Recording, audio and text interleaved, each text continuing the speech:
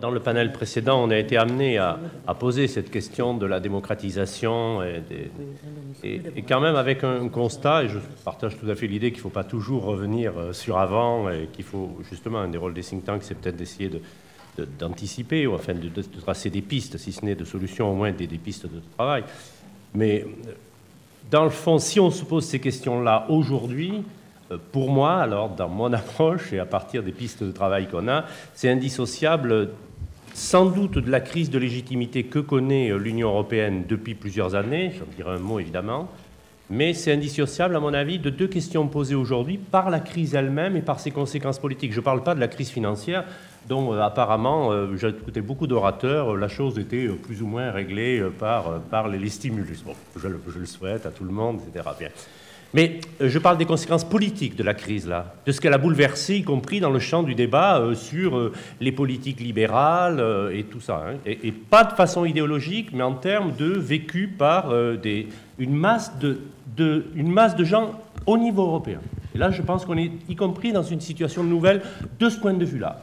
La crise est intériorisée aussi comme une crise qui percute la vie de chacun à différents niveaux. Là, c'est pas le sujet immédiat, mais elle a une dimension européenne et donc elle a une dimension politique européenne.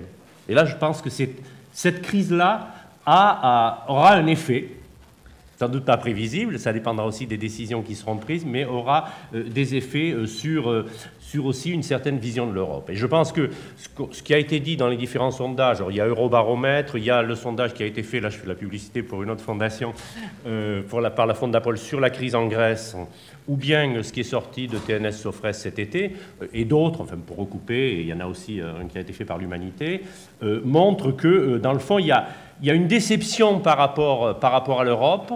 Et en même temps, il y a une attente. Et cette déception, elle est aussi complémentaire d'une attente. Parce qu'il y a le sentiment qu'il y a des solutions qui ne pourront venir qu'au niveau européen. Qu'on soit pro-européen ou anti-européen, selon le schéma proposé par M. Le Boucher tout à l'heure, et qui, à mon avis, est un tout petit peu dépassé par l'histoire.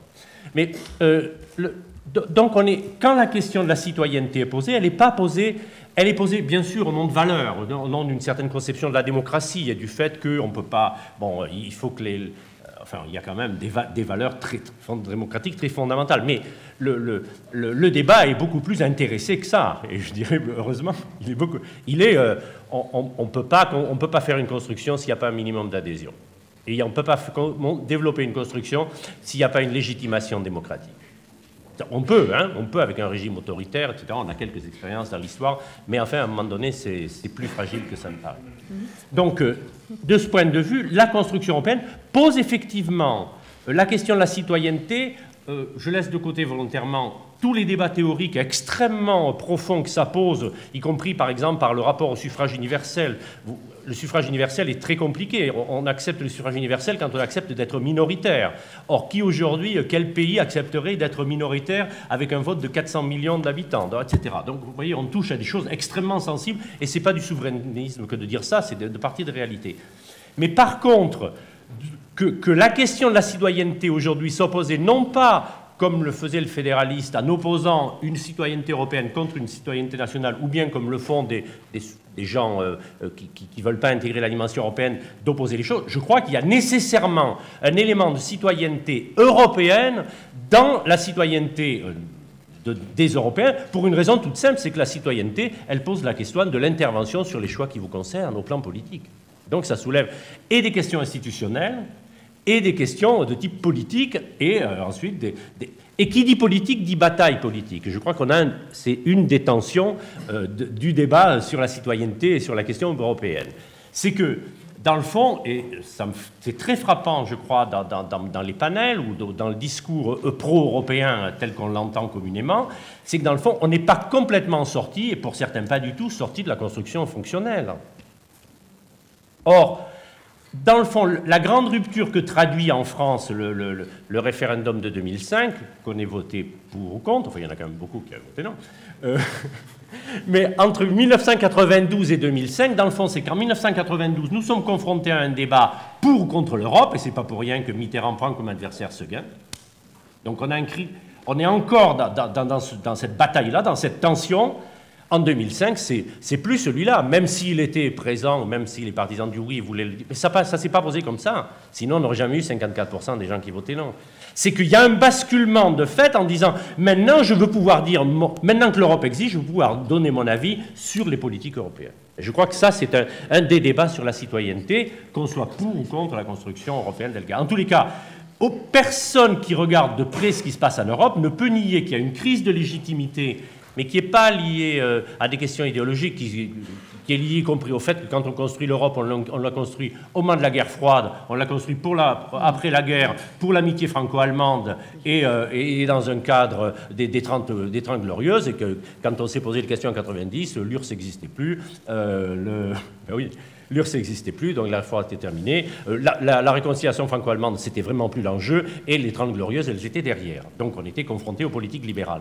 Donc la question de la citoyenneté, elle pose effectivement des questions institutionnelles, et je pense que le traité de Lisbonne, pour lequel je n'ai pas voté, j'ai même milité contre, mais c'est pas ça. Il a essayé d'amorcer des choses en disant oui, mais on va donner un peu plus, il y a les pouvoirs de codécision, etc.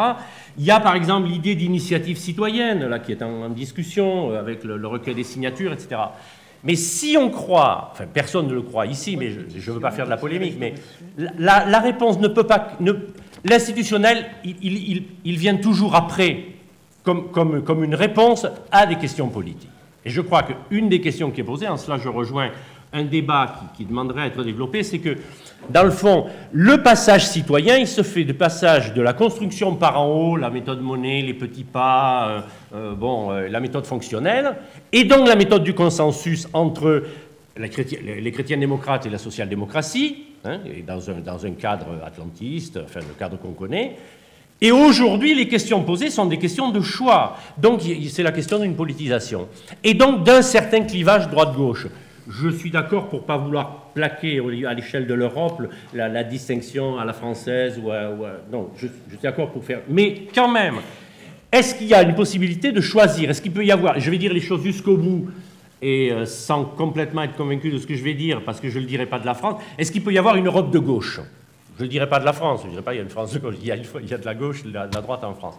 Mais est-ce que la question n'est pas posée de cela? Et pourquoi c'est posé comme ça? Dans le fond, parce que ce qu'on a connu ces 30 dernières années en Europe, c'est les politiques libérales. Et on peut être un grand défenseur des politiques libérales. Mais en tous les cas, il y a beaucoup de gens qui ne se sont pas retrouvés dans une construction qui, au nom de la déréglementation et des politiques libérales, défaisait un certain modèle social. Et je pense que la question de la citoyenneté, elle est posée et dans le côté déception, et dans le côté décrochage populaire, paradoxalement aussi dans la frustration de ne pas pouvoir intervenir sur des choix dont on sait pertinemment qu'ils nous concernent et qu'ils ne peuvent pas être réduits qu'à l'échelle de l'Europe.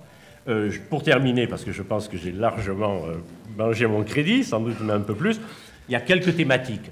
Le débat austérité-relance, c'est pas un débat citoyen, ça. C'est un débat extraordinairement politique. Hein? Est-ce qu'on va faire une sortie de crise par la relance, par une relance même néo-keynésienne, hein, moi je ne suis pas néo-keynésien, mais entendons-nous, c'est pour se comprendre, pour simplifier ici, ou bien est-ce qu'on va le faire par la réduction des déficits? J'ai entendu beaucoup de défenseurs de cette thèse-là. Bon, mais ça pose une autre question, c'est que est-ce qu'il n'y a pas un autre type de citoyenneté qui se construit sans qu'on le voie?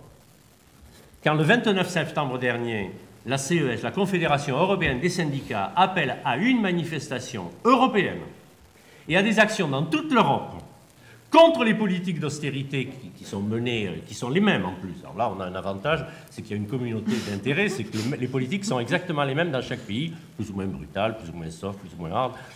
On me dira, il y a l'Allemagne, bon, on parlera de l'Allemagne, c'est un cas un peu particulier, c'est vrai. Mais quand même, il y a un climat de pression à l'austérité, encore qu'il y a le paquet Merkel des 50 milliards d'euros.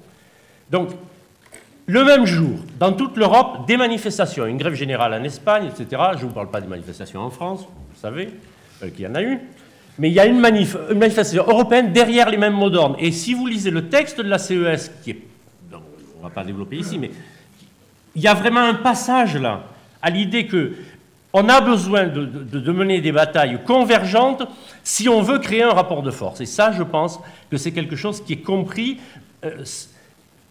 Ça amène à une autre question, c'est que si on pose démocratie, il faut prendre le risque de la démocratie, il faut donc prendre le risque de l'opposition, de la critique, et voire d'une victoire du non. Mais à ce moment-là, il faut aussi l'assumer, parce que si on ne l'assume pas, à ce moment-là, effectivement, ça ne fait qu'accentuer le décrochage démocratique et la perte du sentiment d'une citoyenneté, parce que, de toute façon, quoi qu'on fasse, ça ne sert à rien, ils nous font voter chaque fois pour qu'on vote comme eux. Ça ne veut pas dire, à mon avis, qu'il n'y ait pas quelque chose qui soit en train de se passer dans les consciences sur l'idée, il faut quand même qu'il y ait une expression politique. Les partis européens, il y en a un où il y a les communistes français, où il y a le courant à la gauche du Parti socialiste.